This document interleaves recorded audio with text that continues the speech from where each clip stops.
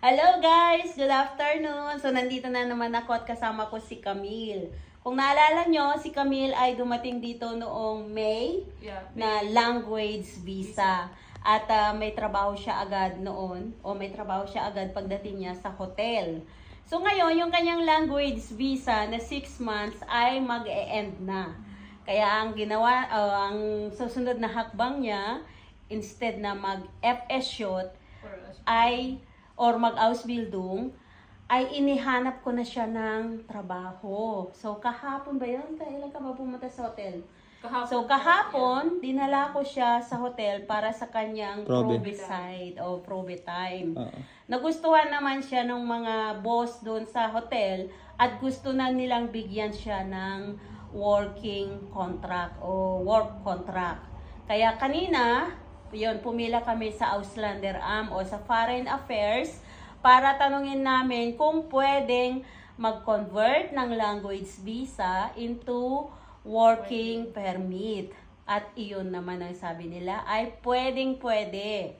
Kaya yan, lahat ng mga kailangan ni Camille, pero kukuha muna kami ng appointment para sa pagsasubmit niya ng mga papers at para malaman namin kung ano yung mga documents na kailangan niya.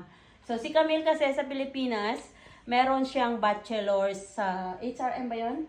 Hospitality Management. Hospitality Management. So meron siyang natapos sa Pilipinas at meron din siyang work permit sa hotel. Sa hotel ka ba nagtrabaho din? Saan? Sa Pinas pa? Oo. Sa Microtel. Malapit sa UP.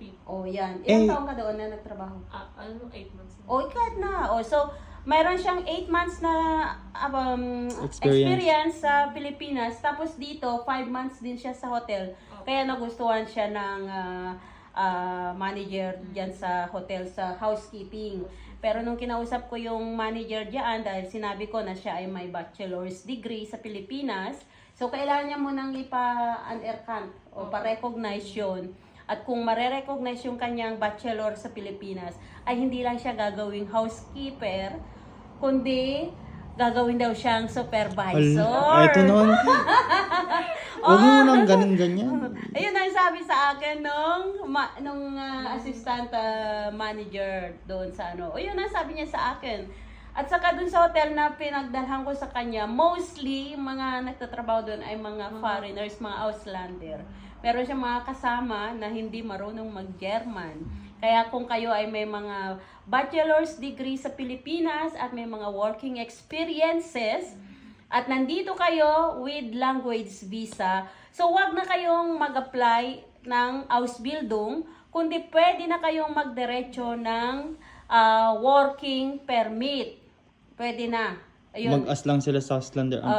Pwede nang, basta bago mawala o matapos yung inyong language visa, kailangan maghanap na kayo ng trabaho. 4 months bago matapos ang inyong language visa. O kaya kahit kararating nyo pa lang dito, maghanap na kayo ng trabaho at kapag kayo ay natanggap ng trabaho, pwede na kayong mag-apply ng working permit sa Auslander Amt. So yun lang, kaya si Camille very blessed siya kasi parang napaka-ganda yung takbo ng kanyang Aufenthaltstitel dito sa Germany. So, yun lang. Kaya, kayo dyan, palaging sumubaybay sa aking mga videos at marami kayong mga tips na makukuha. Kaya, punta na kayo dito sa Germany, mag-aral ng German language o mag-apply kayo ng German course visa o basta language ma-provide visa. lang nila yung lahat ng requirements. Okay, so yun. Camille, ano masasabi mo? Maganda ba? Sige na.